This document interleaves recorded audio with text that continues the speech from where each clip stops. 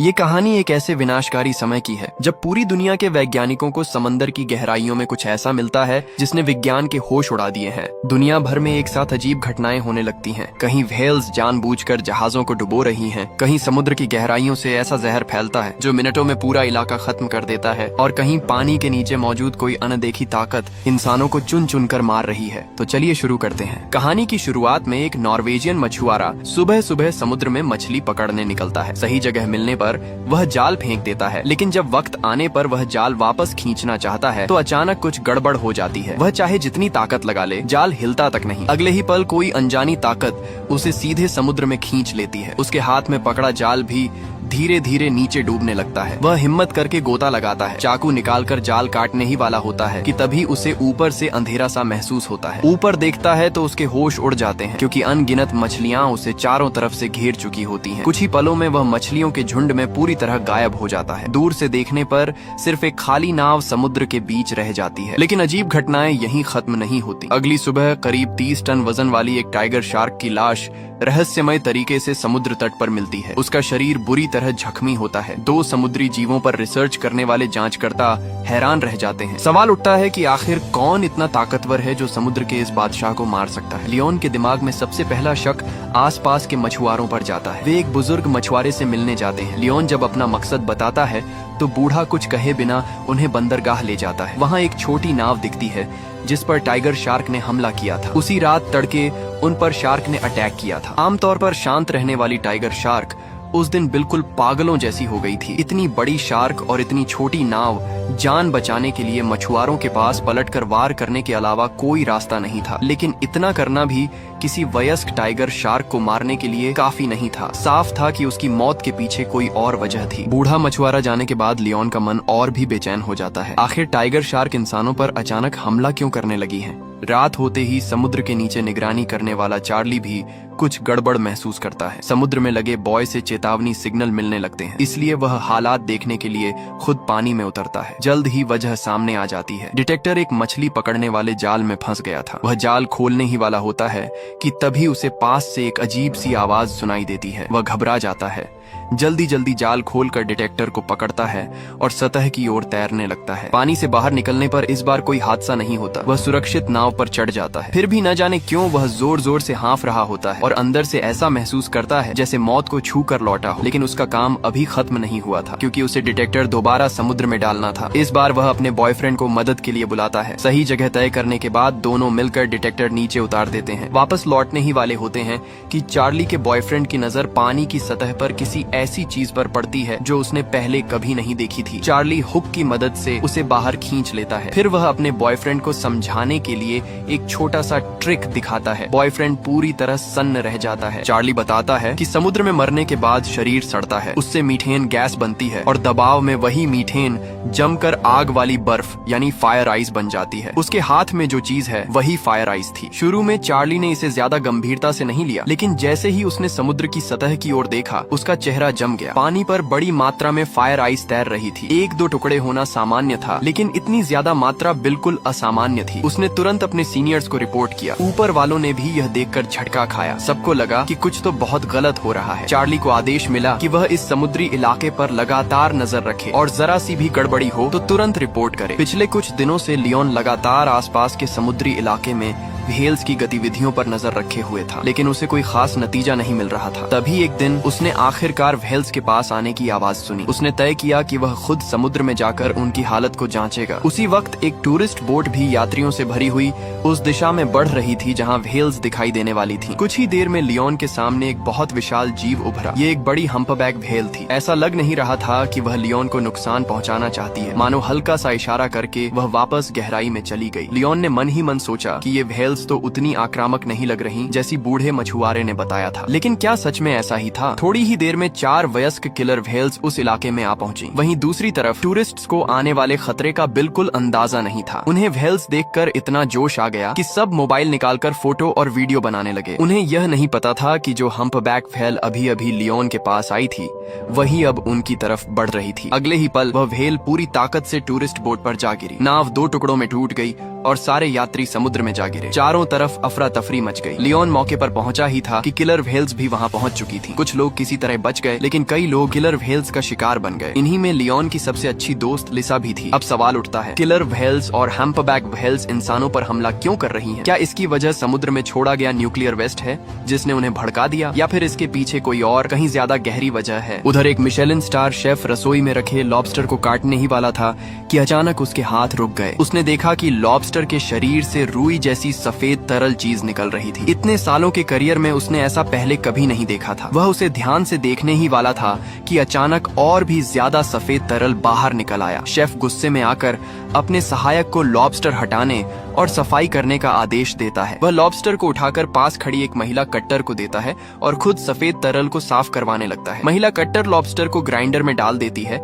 लेकिन जैसे ही वह मशीन चालू करती है, लॉबस्टर के अंदर की सफेद तरल चीज उछलकर उसके ऊपर पड़ जाती है। वह देखती है कि सब कुछ नाली में बह गया है, तो ज्यादा ध्यान दिए बिना वहाँ से चली जाती है। लेकिन रात होते ही अजीब घटनाएं शुरू हो जाती हैं। शेफ के हाथ बेकाबू कांपने लगते हैं, पसीने से तर हो जाता है और शरीर में जरा भी ताकत नहीं बचती। मजबूर होकर वह फिर से सहायक को बुलाता है। उसे लगने लगता है कि अगर वह तुरंत बाहर नहीं गया तो वहीं दम घुट जाएगा। वह किसी तरह खुद को संभालते हुए रेस्टोरेंट से बाहर निकलता है, लेकिन कुछ ही दूर जाकर जमीन पर गिर पड़ता है। उसके मुंह से गाढ़ा काला खून निकलता है। एक लॉबस्टर की वजह से उसकी जान चली जाती है। रसोई में मौजूद बाकी दोनों की हालत भी कुछ ठीक नहीं थी। दोनों की ताकत भी जवाब दे चुकी थी। महिला कट्टर खुद को संभालने की कोशिश करती है, लेकिन हालात बिगड़ते जाते हैं। उसी रात शेफ के सहायक को अस्पताल ले जाया जाता है। डॉक्टरों को उसकी हालत समझ में नहीं आ रही थी, बीमारी की वजह पकड़ में नहीं आ रही थी। अब एक ही रास्ता बचा था, शेफ के शव का पोस्टमार्टम। दोनों डॉक्टर आपस में काम बांट लेते हैं। सोफिया अस्पताल में रहकर सहायक पर नजर रखती है, जबकि सेसिल होटल जाकर यह जानने निकलती है कि आखिर वहाँ क्या हुआ था। होटल मैनेजर से बात करने पर पूरी कहानी सामने आती है। सेसिल को पता चलता है कि उस लॉबस्टर को 3 लोगों ने संभाला था। वह मैनेजर से महिला कट्टर का पता लेती है, लेकिन ठीक उसी वक्त अस्पताल में शेफ के सहायक की हालत बिगड़ जाती है। डॉक्टर पूरी कोशिश करते हैं, लेकिन उसे बचा नहीं पाते। उसकी मौत हो जाती है। उधर सेसिल महिला कट्टर के अपार्टमेंट के दरवाजे पर पहुंचती है। वह दरवाजा खटखटाती है, लेकिन कोई जवाब नहीं मिलता। दरवाजा थोड़ा खुला हुआ होता है तो वह अंदर चली जाती है। उसी पल उसे सहायक की मौत की खबर मिलती है और सामने महिला कट्टर की लाश दिखाई देती है। वह जमीन पर पड़ी होती है, बिल्कुल निश्चल। उसकी मौत भी शेफ जैसी ही हुई थी। मुंह से काला खून निकला हुआ था। सेसिल समझ जाती है कि यह किसी बड़ी तबाही की शुरुआत है। दृश्य बदलता है और एक हेलीकॉप्टर समुद्र के बीच मौजूद एक रिसर्च शिप पर उतरता है। इसमें आने वाला कोई और नहीं बल्कि समुद्री जीवों पर रिसर्च करने वाला मशहूर वैज्ञानिक डॉक्टर सीगल होता है। टाइगर शार्क के इंसानों पर हमलों के बाद से इस समुद्री इलाके पर कई एक्सपर्ट्स की नजर बनी हुई थी और सीगल उन्हीं में सबसे आगे था। जैसे ही डीप सी कैमरा समुद्र की गहराइयों में पहुंचता है, स्क्रीन पर जो दिखाई देता है वह सबको चौंका देता है। नीचे चारों तरफ सफेद सफेद मीथेन बैक्टीरिया फैले होते हैं, जिन पर अनगिनत बर्फीले कीड़े रेंग रहे होते हैं। अगर ये कीड़े थोड़ी थोड़ी जगह पर जमा होते तो शायद सामान्य लगता, लेकिन जहाँ तक नजर जाती है हर तरफ वही कीड़े थे। ये नजारा बेहद अजीब और डरावना था। टीम जब पास जाकर इसे और साफ देखने की कोशिश करती है, तभी अचानक कैमरे की लाइट बंद हो जाती है। कुछ देर बाद लाइट फिर से चालू होती है। स्टाफ बताता है कि उन्हें भी समझ नहीं आ रहा कि ऐसा क्यों हुआ। सीगल फैसला करता है कि इन बर्फीले कीड़ों के सैंपल लिए जाएं। कई तस्वीरें लेने के बाद उसे एक चौंकाने वाली बात दिखती है। इन कीड़ों के सिर्फ दांत ही नहीं थे, बल्कि जबड़े भी बन चुके थे, जबकि आम तौर पर ठंडे इलाकों में मिलने वाले बर्फीले कीड़ों में ऐसा कुछ भी नहीं होता। अजीब बात यहीं खत्म नहीं होती। सीगल जैसे अनुभवी समुद्री वैज्ञानिक ने भी कभी नहीं देखा था कि कोई जीव इतनी तेजी से बढ़े और फैल जाए। उनकी संख्या इतनी जल्दी बढ़ रही थी कि यह उसकी समझ से बाहर था। कई प्रयोगों के बाद प्रोफेसर कैथरीन को एक अहम बात पता चलती है। ये बर्फीले कीड़े बैक्टीरिया से निकलने वाली बिजली जैसी ऊर्जा से खाना हासिल कर सकते हैं। यही वजह थी कि उनके दांत और जबड़े बन गए थे। लेकिन सवाल यह था कि अगर ये कीड़े नीचे की ओर फिसलते रहते हैं तो आखिरकार बर्फ की परत में फंसकर दम घुटने से मर जाते हैं। फिर वे ऐसा आत्मघाती व्यवहार क्यों कर रहे थे? उधर लियोन को एक जापानी बुजुर्ग से शिकायत मिलती है। उसने बताया कि पिछली रात जब उनका क्रूज एक खास समुद्री इलाके में पहुंचा तो अचानक जहाज रुक गया। न तो दिशा नियंत्रक काम कर रहा था, न इंजन। तभी उन्हें पानी में एक बहुत बड़ा साया दिखा। वह साया जैसे जैसे पास आता गया अचानक गायब हो गया। उसके तुरंत बाद कई टाइगर शार्क पानी से बाहर उछल पड़ी। ठीक उसी समय जहाज दोबारा चल पड़ा मिला और वे किसी तरह वहाँ से निकल पाए। बुजुर्ग ने कहा कि अगर किस्मत साथ न देती तो वे सब वहीं मारे जाते। ये सुनते ही लियोन के जहन में एक बुरी याद ताजा हो जाती है। फिर कैमरा वापस सीगल की टीम पर जाता है। वहाँ एक और हैरान करने वाली बात सामने आती है। सिर्फ एक दिन के अंदर बर्फीले कीड़े कई गुना बड़े हो चुके थे। तभी टीम समुद्र के नीचे लगे ड्रिल को चालू करती है, लेकिन जब वे उसे रोकना चाहते हैं तो ड्रिल काबू से बाहर हो जाती है और भी तेजी से खुदाई करने लगती है। शिप के अंदर रखे कप कांपने लगते हैं और कुछ ही सेकंड में पूरी रिसर्च शिप जोर जोर से हिलने लगती है। जहाज कुछ देर तक समुद्र की लहरों पर डगमगाता रहता है, फिर जाकर सब शांत होता है। इसी बीच कैथरीन को एक और खोज मिलती है। ये सच था कि बर्फीले कीड़े बैक्टीरिया के बीच मर जाते हैं, लेकिन मरने के बाद वे अपने अंदर जमा भारी मात्रा में बैक्टीरिया छोड़ देते हैं, जो फिर बर्फ की परत को और ज्यादा नुकसान पहुंचाते हैं। वे ऐसा क्यों कर रहे हैं यह अभी साफ नहीं था, लेकिन कैथरीन को यकीन था कि इससे ग्रीन हाउस इफेक्ट पर कोई असर नहीं पड़ेगा, इसलिए ज्यादा घबराने की बात नहीं है। लेकिन क्या वाकई ऐसा ही था? असल में खतरा उनकी सोच से कहीं बड़ा था। उधर पास के ही दूसरे समुद्री इलाके में चार्ली की दोस्त और सहकर्मी जूली को चार्ली की तरफ से एक ईमेल मिलता है। वह प्यार भरा जन्मदिन का संदेश होता है। जूली इसे देखकर बहुत खुश हो जाती है और चार्ली के लिए एक वीडियो रिकॉर्ड करती है, जिसमें वह दिल से कई बातें कहती है। वीडियो खत्म होते ही एक अजीब घटना होती है। उसका कंप्यूटर अचानक काम करना बंद कर देता है और डेस्कटॉप पर बना पेंगुइन हिलने लगता है। अगले ही पल उसे पीछे रखे सिस्टम से जोरदार आवाज सुनाई देती है। वह जहाज के नीचे का सोनार सिग्नल था। वह अभी समझ ही रही होती है कि हो क्या रहा है। तभी पूरा जहाज जोर से हिलने लगता है। हाँ, वह उसका जन्मदिन था, लेकिन वही उसका आखिरी दिन भी बन जाता है। एक मेडिकल एक्सपर्ट अपनी उंगली काटती है और खून की एक बूंद कांच के बर्तन में गिराती है। जैसे ही माइक्रोस्कोप की तस्वीर स्क्रीन पर आती है, वह सन्न रह जाती है। उसे साफ दिखता है कि उसका खून महिला कट्टर के खून से बहुत तेजी से नष्ट हो रहा है। तभी सेसिल को समझ आ जाता है कि शेफ और बाकी लोगों की मौत इसी रहस्यमयी बैक्टीरिया की वजह से हुई है। ये ऐसा बैक्टीरिया है जो खून के संपर्क में आते ही जहर पैदा करता है। आमतौर पर हमारे खून में ऐसे सेल होते हैं जो इस तरह के बैक्टीरिया को खत्म कर देते हैं, लेकिन इस बार हालात बिल्कुल अलग थे। ये बैक्टीरिया नंगी आंखों से दिखने वाली रफ्तार से खून को खराब कर रहा था। दूसरे शब्दों में कहें तो यह बैक्टीरिया म्यूटेट हो चुका था और शायद एक नया बेहद खतरनाक स्ट्रेन बन गया था। ये सुनते ही सोफिया का चेहरा उतर जाता है, क्योंकि अब तक कई लोग संक्रमित हो चुके थे, लेकिन असली हालात इससे भी बदतर थे। एक लोकल कार वॉश में एक हंसमुख नौजवान कार धोते वक्त गाड़ी के अंदर बैठी छोटी बच्ची के साथ मजाक कर रहा था। माहौल बड़ा प्यारा लग रहा था। तभी अचानक उसे जोर जोर से खांसी आने लगती है और सिर चकराने लगता है। अगले ही पल वह हाथ में पकड़ा स्प्रे गन गिरा देता है। कार का मालिक खिड़की पर दस्तक देकर उसे बुलाने लगता है, लेकिन तभी वह नौजवान एक बड़ा सा काला खून का फव्वारा कार के शीशे पर थूक देता है। कार मालिक अभी समझ ही रहा होता है कि हुआ क्या है। तभी वह लड़का जमीन पर गिर पड़ता है। एक जिंदा दिल और नेक दिल कार वॉश वाला यूं ही अपनी जान गंवा देता है। और वह अकेला मामला नहीं था, क्योंकि इस जहरीले बैक्टीरिया से संक्रमित लोगों की संख्या लगातार बढ़ रही थी। सोफिया को शक होता है कि यह बैक्टीरिया अब हवा में भी फैल चुका है, लेकिन सेसिल इससे सहमत नहीं होती। अगर यह हवा में फैलता तो लॉबस्टर को पीसकर नाली में बहाने का मतलब कुछ और ही होता। ये सुनकर सोफिया और भी घबरा जाती है। अगर सच में ऐसा है तो हालात पूरी तरह हाथ से निकल चुके हैं। इसी दौरान इटली के वेनिस शहर में भी अजीब नजारे देखने को मिलते हैं। एक पढ़ा लिखा सा कपल पुल पर हंसी मजाक कर रहा होता है। लड़की गलती से लड़के के हाथ से किताब गिरा देती है। बस इसी छोटी सी हलचल के बाद अचानक पानी से सैकड़ों नहीं बल्कि हजारों जेलीफिश बाहर आ जाती हैं। देखते ही देखते पूरा वेनिस का पानी जेलीफिश से भर जाता है और यह सिलसिला एड्रियाटिक सागर तक फैल जाता है। दूसरी ओर डॉक्टर सिगेल 3 शिप फाउंडेशन नाम की एक कंपनी पहुंचता है। वह वहां के जिम्मेदार आदमी को एक फाइल देता है और कहता है कि उसके बॉस को यह तुरंत देखनी चाहिए, क्योंकि इसका रिश्ता गोल्ड फिश मैन वाले मामले से हो सकता है। ये सुनते ही वह आदमी चुप हो जाता है और बिना कुछ कहे मेहमान को बाहर छोड़ने लगता है। दृश्य टोक्यो में 3 शिप के हेडक्वार्टर पर जाता है। वहाँ कंपनी के मालिक किमुरा बर्फीले कीड़ों की तस्वीरें देखकर हैरान रह जाता है। वह पूछता है कि इनमें दांत और जबड़े कैसे उगाए। महिला बताती है कि ये कीड़े नॉर्वे के समुद्री इलाके में मिले हैं और साफ तौर पर म्यूटेट हो चुके हैं। उनका मानना था कि भविष्य में जब वहाँ संसाधनों की खुदाई की जाए तो इन कीड़ों वाले इलाकों से बचना चाहिए। लेकिन किमुरा को इसमें ज्यादा दिलचस्पी नहीं होती। उसे बस यह जानना था कि डॉक्टर सिगेल आखिर किसके लिए काम कर रहा है। इतना कहकर वह फोन काट देता है। अब सवाल यह था कि उसके दिमाग में चल क्या रहा था। फिर कहानी डॉक्टर सिगेल पर लौटती है। वह और उसकी साथी नताशा एक अंधेरी सी बार में बैठे होते हैं। काम की बातें खत्म होने के बाद सिगेल अचानक नताशा से अपने दिल की बात कह देता है। नताशा घबरा जाती है और वहाँ से निकलने की कोशिश करती है, लेकिन उसे एहसास होता है कि वह फंस चुकी है। वह मन ही मन सोचती है कि लगता है आज रात इसे घर ले जाना ही पड़ेगा। और फिर डूबते सूरज की रोशनी में दोनों के बीच यह सब हो जाता है। कहानी फिर लियोन पर आती है। वह हाल के व्हेल हमलों की जगहों को देख रहा होता है। तभी उसे कुछ समझ में आता है। वह पेन उठाकर एक टेढ़ी मेढ़ी लाइन खींच खींचता है। वह बताता है कि यह व्हेल्स की माइग्रेशन रूट है और सारे हमले इसी लाइन पर हुए हैं। इसका मतलब साफ था कि माइग्रेशन के दौरान किसी खास जगह या वक्त पर कुछ ऐसा हुआ है जिसने व्हेल्स के व्यवहार को बदल दिया। अब वे खुद कुछ करने का फैसला करते हैं। वे स्पीड बोट लेकर उस जगह पहुंचते हैं जहां व्हेल्स सो रही होती हैं। लियोन गहरी सांस लेता है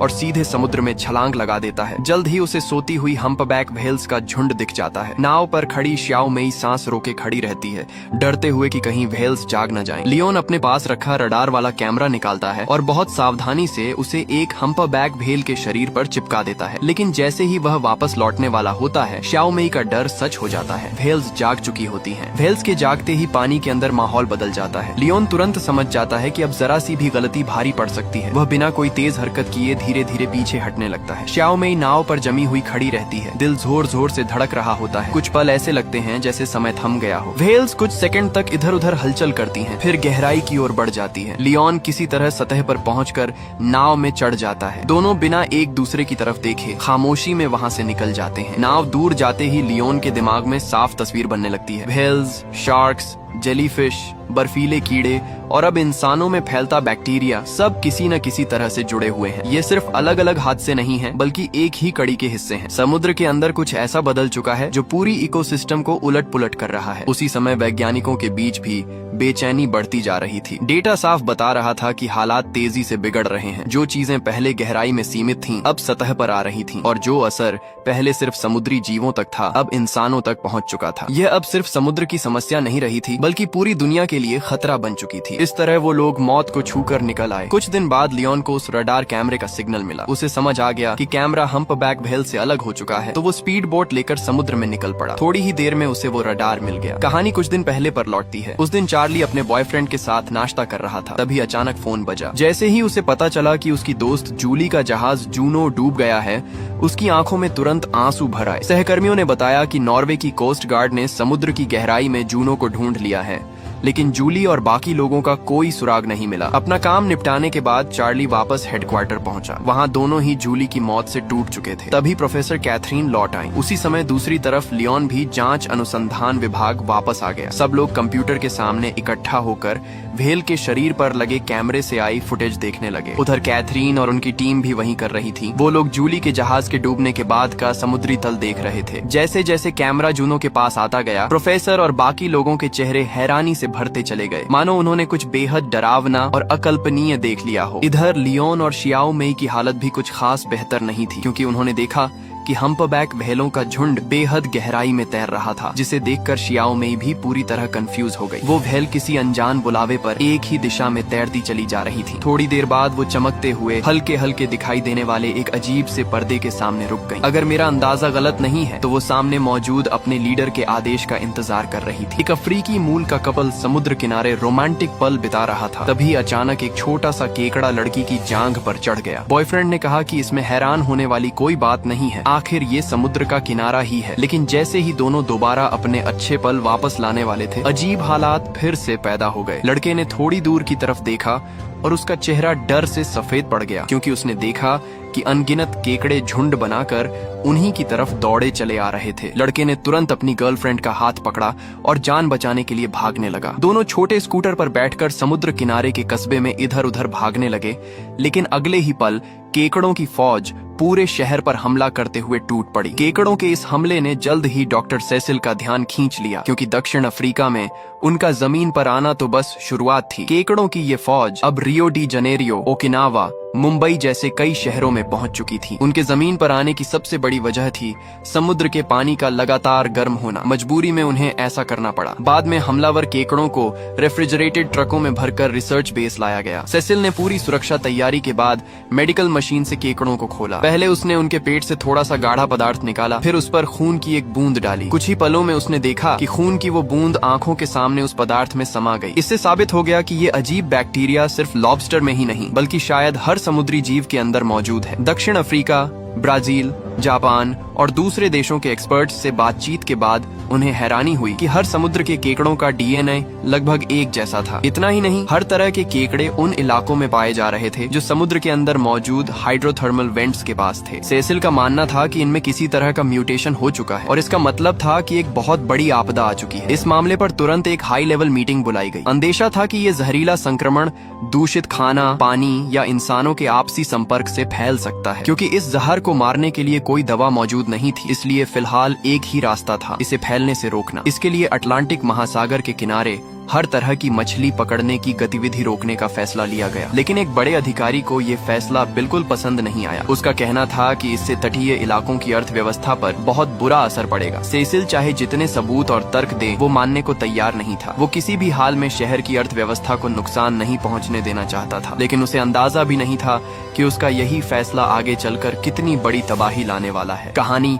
अब समुद्री जांच अनुसंधान केंद्र पर आती है। लियोन व्हेलों के झुंड के सामने दिख रहे उस अजीब चमकते प्रकाश को देखकर बिल्कुल समझ नहीं पा रहा था, क्योंकि उसके समुद्र संबंधी ज्ञान के हिसाब से समुद्र में ऐसा कोई भी जैविक प्रकाश स्रोत मौजूद नहीं है जो इससे मेल खाता हो। ऊपर से वो जबरदस्त दहाड़ जैसी आवाज, जिसने सबको और ज्यादा उलझन में डाल दिया। आवाज सुनने में हम्पैक व्हेल जैसी लगती थी, लेकिन ध्यान से सुनने पर साफ था कि वो उनकी आवाज नहीं थी। उसी वक्त लैब में लिसा को भी एक नई खोज मिली। उसका मानना था कि शायद उसने एक बिल्कुल नई प्रजाति खोज ली है। ये उपकरण उन्हें सांचुआन कंपनी के अधीन एक पोर्ट से मिला था, लेकिन सैंपल कम होने की वजह से वो अभी कोई पक्का निष्कर्ष नहीं निकाल पा रही थी। अगर सांचुआन कंपनी का एक और ऐसा ही सैंपल मिल जाए तभी बात साफ हो सकती थी। फैसला होते ही उसी रात लियोन अंधेरे का फायदा उठाकर चुपचाप सांचुआन के पोर्ट में घुस गया। सोचा तो उसने बहुत कुछ था, लेकिन हकीकत बिल्कुल उलट ही निकली। कुछ कदम भी नहीं चला था कि ड्यूटी पर मौजूद सिक्योरिटी गार्ड से सीधा टकरा गया। थोड़ी ही देर में कई गार्ड्स ने उसे जमीन पर दबोच लिया। मैनेजर ने साफ कह दिया कि अगर वो मुकदमे से बचना चाहता है तो उसे अपने आने का मकसद बताना ही होगा। मजबूरी में लियोन ने सांचुआन फाउंडेशन के दाबिन और ताइफेंग को सब सच बता दिया। जब उन्हें पता चला कि ये नया उपकरण जापान के समुद्री इलाके से आया है तो दोनों ने एक दूसरे को देखा। इसके बाद दाबेन ने कहा कि वो पूरा सहयोग कर सकते हैं, लेकिन शर्त ये है कि लियोन के पास इस खोज से जुड़ी जितनी भी जानकारी है वो सब उन्हें बतानी होगी। दाबेन ने भरोसा दिलाया कि उन्हें पूरी मदद दी जाएगी। जल्द ही उन्होंने ये बात माकिमुरा के सीईओ को बता दी। इस समय तेजी से बढ़ने वाले और दांतों वाले आइस वर्म पहले ही उनकी परेशानी बने हुए थे और अब एक और म्यूटेंट प्रजाति सामने आ गई थी। ये साफ तौर पर उनके संसाधन खनन के लिए बड़ा खतरा था। माकिमुरा ने भारी चिंता के साथ फोन काट दिया और साफ था कि वो किसी बड़ी योजना के बारे में सोच रहा है। दूसरी तरफ डॉक्टर सिगेल और उनकी टीम समुद्र की गहराई में आइस वर्म्स की प्रजनन स्थिति देखने जा रहे थे, लेकिन जैसे ही उन्होंने देखा उनके चेहरे पर हैरानी छा गई। समुद्र तल पर फैले आइस वर्म्स अब वहाँ मौजूद ही नहीं थे। उनकी जगह जमीन पर मशीनों से खुरची गई लंबी लंबी लकीरें दिखाई दे रही थीं। सवाल ये था कि ये सब किसने किया। सिगेल को पूरा यकीन था कि ये नताशा की कंपनी की करतूत है, क्योंकि हाल ही में सिर्फ उसी कंपनी ने इस तरह के उपकरण खरीदे थे। नताशा ने कहा कि उसे इस बारे में कुछ भी पता नहीं है, लेकिन सिगेल उसकी एक बात भी मानने को तैयार नहीं थी। उसका गुस्सा पूरी तरह फूट चुका था और दोनों का झगड़ा यहीं खत्म हो गया। बाद में सिगेल ने अपने शक कैथरीन को बताया। उसका कहना था कि इस बात को सबके सामने लाना चाहिए, लेकिन कैथरीन ने इसका विरोध किया। उसका मानना था कि भले ही समुद्र तल पर माइनिंग की बात सामने आ जाए, कंपनी पर कोई खास असर नहीं पड़ेगा। ज्यादा से ज्यादा वो किसी एक इंसान को बलि का बकरा बना देंगे और वो इंसान शायद नताशा ही होगी। इधर चार्ली हेडक्वार्टर छोड़कर 6 पहियों वाले ट्रैक्टर से सर्वे स्टेशन वापस आ गया। बॉयफ्रेंड के साथ पूरी रात गुजारने के बाद सुबह उसका बॉयफ्रेंड काम पर निकल गया। जैसे ही चार्ली ने कंप्यूटर खोला और अनरीड ईमेल देखने लगा, वो अचानक चौंक गया, क्योंकि उसे जूली की आवाज सुनाई दी। वो जूली का आखिरी ईमेल था जो उसने मरने से ठीक पहले भेजा था। आखिर में जूली की आई मिस यू सुनकर चार्ली टूट सा गया। लेकिन जब वो इस वीडियो को बार बार देखने लगा तो उसे जूली के पीछे खिड़की के बाहर एक हल्की सी अजीब रोशनी दिखाई दी। एक समुद्री सर्वे जहाज बहुत ही अजीब अंदाज में तेजी से गहरे समुद्र में डूबता चला गया। अपने दोस्त को खोने का गम चार्ली सह नहीं पा रहा था, लेकिन उसी दौरान उसे एक बहुत बड़ा सुराग मिला, क्योंकि उसे खिड़की के बाहर दिख रही वो रोशनी बेहद अजीब लगी। और अजीब बातें यहीं खत्म नहीं हुई। उसने पहले सर्वे जहाज के डूबने के बाद रिकॉर्ड की गई ऑडियो क्लिप चलाई, फिर जूली के ईमेल की उस ऑडियो को चलाया जिसमें इंटरफेरेंस था। कई बार तुलना करने के बाद वो हैरान रह गया, क्योंकि दोनों ऑडियो की वेव बिल्कुल एक जैसी थी। उसे कुछ समझ आने जाने लगा तो उसने तुरंत अपनी ये खोज कैथरीन और डॉक्टर सिगेल को बता दी। जूना जहाज के डूबने से पहले जूली के आसपास अजीब रोशनियां और लगातार रहस्यमयी आवाजें थी, और ये आवाजें जहाज के डूबने के बाद वाली रिकॉर्डिंग से हैरानीजनक रूप से मिलती जुलती थी। रोशनी की वेवलेंथ और आवाज की फ्रीक्वेंसी भी बिल्कुल एक जैसी थी। ये सुनते ही कैथरीन ने बीच में रोक दिया। उसका कहना था कि शायद किसी नुकीली संरचना ने कम्युनिकेशन सिग्नल में दखल डाला होगा, इसलिए ऐसा हुआ। चार्ली ने तुरंत कहा कि उसके पास एक और अहम खोज है। जहाज के डूबने से कुछ घंटे पहले आसपास के पानी का तापमान अचानक बढ़ गया था। ये तापमान कुछ घंटों तक चरम पर रहा और फिर धीरे धीरे सामान्य हो गया। उसका मानना था कि समुद्र तल की बर्फ या किसी पदार्थ के पिघलने से बड़ी मात्रा में गैस निकली, जिससे आखिरकार एक विस्फोट जैसा असर हुआ। अपने अंदाजे को साबित करने के लिए बस इतना करना था कि गहरे समुद्र में जाकर एक सबमर्सिबल पर कैमरा लगा दिया जाए। ये सुनते ही कैथरीन भड़क उठी। उसका कहना था कि चार्ली की थ्योरी बिल्कुल भी मुमकिन नहीं है, क्योंकि हाइड्रोथर्मल विस्फोट से निकला गर्म पानी सतह तक पहुंचने से पहले ही ठंडा हो जाता है। दुनिया में ऐसी कोई ताकत नहीं है जो इतनी गर्मी को समुद्र तल से सीधे जूना जहाज तक पहुंचा सके, चाहे वो इंसान हो या प्रकृति। ये कहकर कैथरीन गुस्से में बाहर चली गई और सिगेल भी उसके पीछे पीछे निकल गई। स्क्रीन के सामने बस एक उदास और उलझा हुआ चार्ली रह गया। क्या वो सच में गलत था? कैथरीन असल में चार्ली से नहीं बल्कि खुद से नाराज थी। अगर उसने जूना को उस समुद्री इलाके में भेजा ही ना होता तो शायद ये हादसा ना होता। सिगेल ने उसे समझाया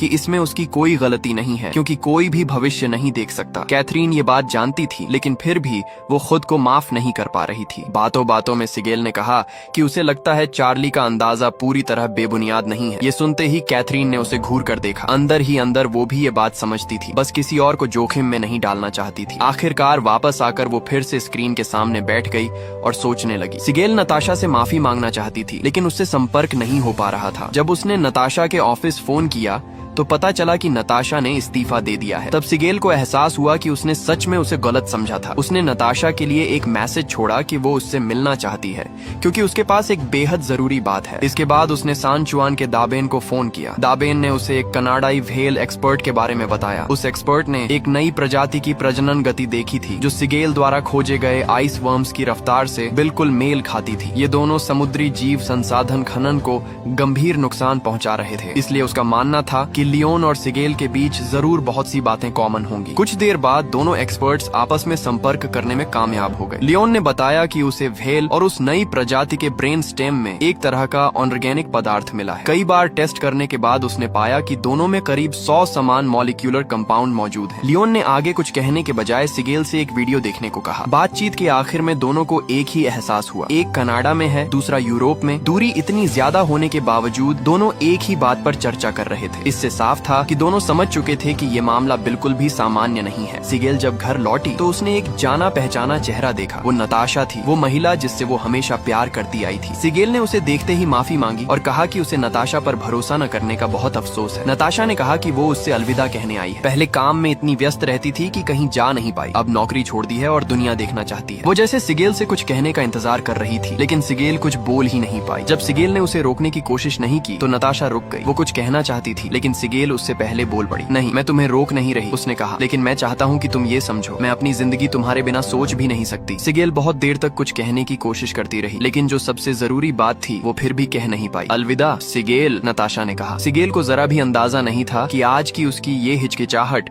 उसे पूरी जिंदगी पछताने पर मजबूर कर देगी। उस रात किसी वजह से सिगेल सो नहीं पाई। अगली सुबह उसे लियोन का ईमेल मिला। वीडियो में उसने एक ऐसी आवाज सुनी जो उसे जानी पहचानी लगी। जांच के बाद उन्हें पता चला कि ये आवाज जूनो के डूबते वक्त रिकॉर्ड हुई आवाज से लगभग एक जैसी है। भले ही देश अलग हों, समुद्र अलग हों, लेकिन इन आवाजों के बीच गहरा संबंध था। आखिरकार उन्हें चार्ली के सुझाव से सहमत होना पड़ा। उन्होंने तय किया कि समुद्र तल पर एक कैमरा लगाया जाएगा ताकि ये पक्का किया जा सके कि वेंट एक्टिव है या नहीं। सिगेल ने कहा कि वो खुद जाकर चार्ली से बात करेगी। जल्द ही वो हेलीकॉप्टर से चार्ली के द्वीप पर पहुंच गई। चार्ली ने वीडियो देखा और सिगेल ने उसे पूरी कहानी बताई। अपनी थ्योरी को सही साबित होते देख चार्ली बहुत खुश हुआ, लेकिन जब वो सिगेल को विदा कर रहा था तभी हेडक्वार्टर में एक बेहद खतरनाक सुनामी का सिग्नल पकड़ में आया। उसी पल रहीम के दिमाग में सबसे पहले चार्ली को चेतावनी देने का ख्याल आया। दुर्भाग्य से चार्ली के पास फोन नहीं था। रहीम घबराकर परेशान हो गया। उसी वक्त सिगेल हेलीकॉप्टर में बैठ चुकी थी और चार्ली स्टेशन की तरफ पैदल जा रहा था। तभी चार्ली का बॉयफ्रेंड गाड़ी चलाते हुए वहां से गुजरा। चार्ली को बिल्कुल अंदाजा नहीं था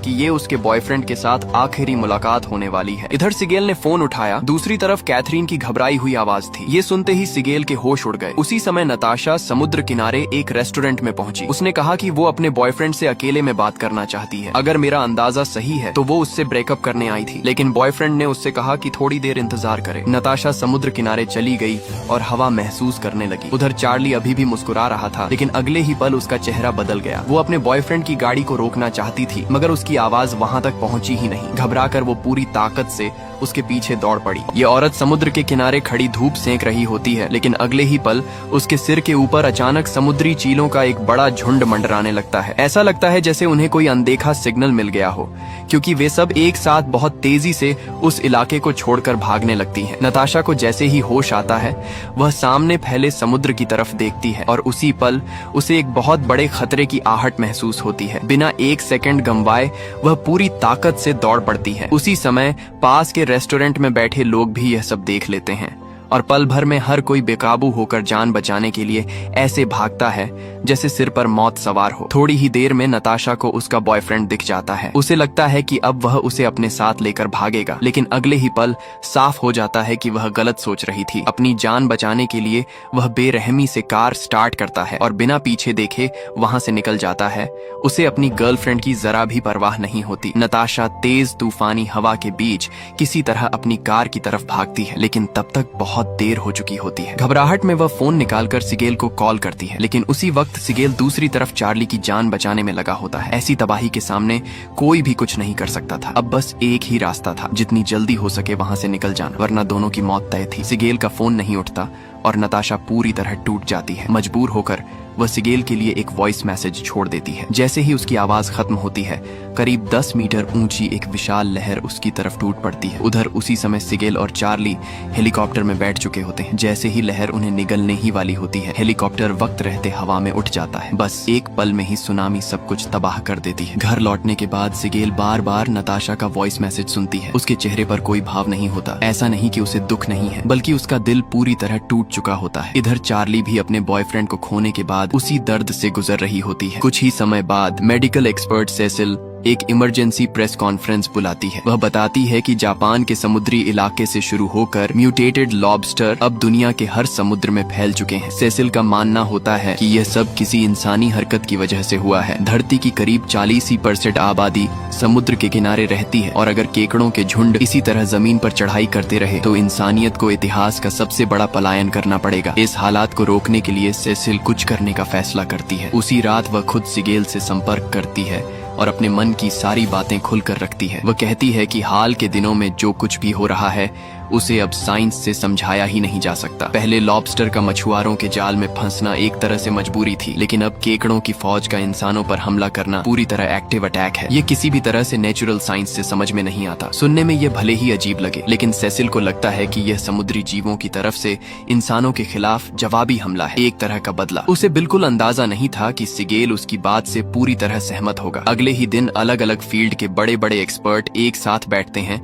और सारी घटनाओं को जोड़कर देखते हैं। इंसानों पर हमला करते व्हेल, दांतों वाले बर्फीले कीड़े, म्यूटेटेड ईल्स और बैक्टीरिया से भरे केकड़ों के झुंड। आखिरकार सब इस नतीजे पर पहुंचते हैं कि समुद्र की गहराई में जरूर कोई बेहद हाई इंटेलिजेंस म्यूटेटेड जीव मौजूद है, जो सारे समुद्री जीवों के दिमाग को कंट्रोल कर रहा है और दुनिया का नया सिस्टम बनाना चाहता है। कुछ लोग तो यहाँ तक कहते हैं कि यह किसी एलियन इंटेलिजेंस का भी मामला हो सकता है। काफी सोच विचार के बाद फैसला होता है कि उन्हें गहरे समुद्र में जाकर सच्चाई का पता लगाना होगा, लेकिन इसके लिए बहुत ज्यादा पैसे और संसाधनों की जरूरत थी। Siegel world ocean research organisation से परमिशन मांगता है, लेकिन जवाब वही आता है जिसकी उम्मीद थी। उन्हें लगता है कि सिगेल का दिमाग खराब हो गया है। तभी 3 शिप्स कंपनी के मालिक किमुरा उन्हें एक मौका देता है। भले ही सिगेल रिसर्च ऑर्गेनाइजेशन को नहीं मना पाया, लेकिन वह किमुरा को जरूर मना लेता है। किमुरा कहता है कि उसने इस ग्रह से बहुत कुछ लिया है, अब वह उसे कुछ लौटाना चाहता है और समुद्र और धरती को हुए नुकसान की भरपाई करना चाहता है। हालांकि उसकी बातों के पीछे उसका अपना फायदा भी था, क्योंकि अगर सच सामने नहीं आया